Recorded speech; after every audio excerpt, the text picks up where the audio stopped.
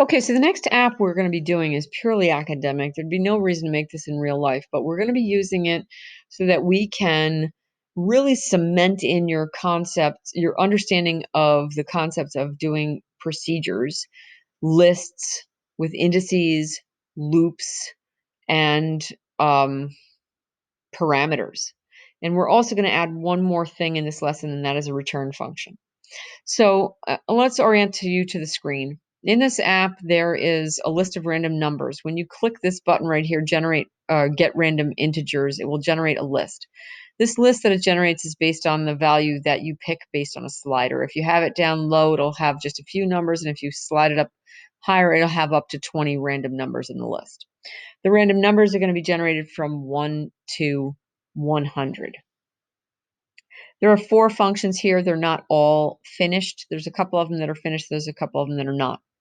When you click one of these buttons, it will open up a space here that will give you some more directions about um, how to do the calculation. And whatever calculation you create will end up here in the result label at the bottom of the screen. So that is what your app is going to look like. In the blocks, there are a couple of different types of procedures that you have come to know. This first procedure is a garden variety, easy peasy, nothing special, kind of one-trick pony. This is the top item on the list. It's just a procedure with a do statement. This procedure, in this case, says make random list of integers. And basically, it's called from when you push that button, get random integers list, it wipes out whatever list is there and it says, hey, call the list. It does this one little trick. And these one-trick ponies are often working with global variables. And the good reason to make them is because maybe you've called them from 2 different places, or maybe you just want to set the code apart so that the whole thing is just easier to read. And you would then know exactly what's going on in your code. So this is something that you're very familiar with, and you're also familiar with at this point how to cycle through a for loop to do something a number of times. You're doing this the number of times that are on the slider. And in this case, you're taking the blank random variables list and you're adding a random number to it. And then you're going through and adding another number, another number, another number until you get to the end of the total number that's on the slider. So maybe you have 15 items in your list, and then you're setting the label on the screen to all 15 items in the list. Okay, so you have also learned to make procedures with parameters, so you know how to make this a little bit more complex. But today we're going to do a slightly different level of complexity. In this case, instead of telling it exactly what we want to send in, we are actually receiving an answer back from the procedure. And in this case, it's a result is coming back. So we're going to call this procedure and we're going to expect an answer to come back. When we expect an answer to come back from a procedure, we often call the procedure a function. And I'm going to close up this procedure and just look at the name of it. The name of this function, in this case, is sum the elements.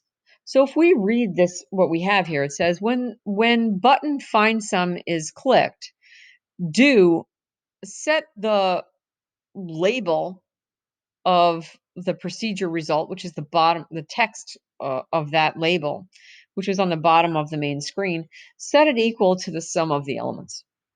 Pretty easy, right? This block right here, this call block, has a puzzle piece on it. If you look back here, this call block does not have a puzzle piece on it. It is just round. And that is because this block is round. So when you are returning something, it says, hey, you're going to get something back. What would you like to do with it? And you would stick it in here. So when you're creating this type of function, you're looking for the result to come back. And it actually has this puzzle piece in here as a reminder to you that you're going to get some value back, and you're going to stick that value somewhere else.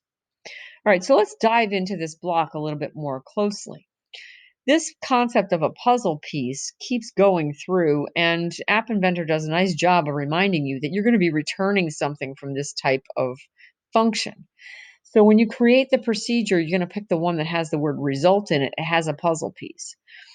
So there are a couple of other corresponding things here. If you were to create a local variable inside inside here, one of these, you would need a round variable. I guess I don't have one on this list, but I would need a round local variable, and we've actually used them before.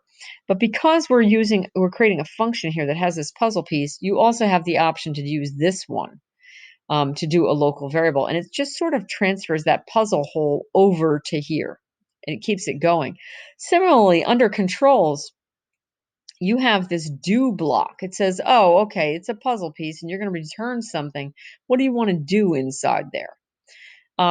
If you didn't have a local variable, you could also just click a do block in there, and it would just do whatever was inside, and it gives you a spot to put the result. So in this case, it's just summing up the variables. So it just runs through the list of numbers, and it takes them and it just throws each one into it adds each one to this local variable x, and then it returns the x. And the return will come right back here, and then it will go into the result. All right, so this function returns a result. A function is a procedure that returns a result. And the result, App Inventor reminds you, you just got a number back. Where are you going to put it? Or it doesn't have to be a number. It can be anything. It can be a number. It can be a list. It can be a string. It can be a Boolean, like true, false. It can be a bunch of things that comes back. Okay, now we're going to take the thing up one more time, the level of complexity up one more time. And this time we're going to put it all together. So in this block, what I've tried to show you is everything you've learned so far. We have a calling, I'm going to collapse it for a minute. We have a calling thing here. When we press the button, find minimum click, we're going to set the output result, the label, to the call of find minimum maximum of all elements with the minimum. So we're going to pass in the word minimum, and we have this one procedure that's going to find either the minimum or the maximum. And I have another place up here that might say, hey, when you press the max button, do this exact same procedure with the word max. When you press the minimum button, do this exact same procedure with the word minimum. Okay, let's open it up a little and look a little bit more closely. So basically what it does is we have a local variable here. The local variable doesn't know whether it's going to pass back whether it's going to need to send back a minimum or a maximum. So it just says, hey, I'm going to create a variable, call it extreme. And I'm then going to set the extreme to 0. And if I happen to be looking for the maximum, whatever number I process in the list is going to be higher than 0. So even if I have a set of all ones, it's going to find the 1 and it'll replace this with the 1. But if I'm looking for a minimum, 0 would be below whatever number is there. So I have to set the opposite. I have to set the highest number possible, a number that's higher than that. And I just chose 999, so that when the first thing comes up, it'll prime it with whatever the first number is. It'll say, oh, I looked at the first item in the list, and since I'm looking for the minimum and the first item in the list is less than 999, then I'm going to set the extreme to that item from the list instead. And it'll loop through every item in the list, and every number it finds that's smaller will go in here, unless you're not looking for the minimum, in which case it'll loop through the list with the maximum, and whatever number is the biggest, it will put in the extreme. It will take the extreme and it will return it to wherever this procedure was called from. If this procedure happened to be called from here, it will return it to this location and pop it into the result. And if this procedure was called, this function was called from this block up here, then it will return it to here, and it will populate the result. Once again, these two are event handlers, and this is your custom procedure. The event handlers are the classic place to have the call statement, your custom call statement, and your custom call statement is in purple. You have Easy Sneezy, you have the one trick pony. that typically operates on global variables. You have the function, a function that returns a variable, and you have a complex function that receives a parameter and returns a variable. And once again, on the AP, you will need to demonstrate conditionals, which are if statements, and loops, which are these for statements for each, or or do while, or do until. And you will need to demonstrate a list with an index that you process.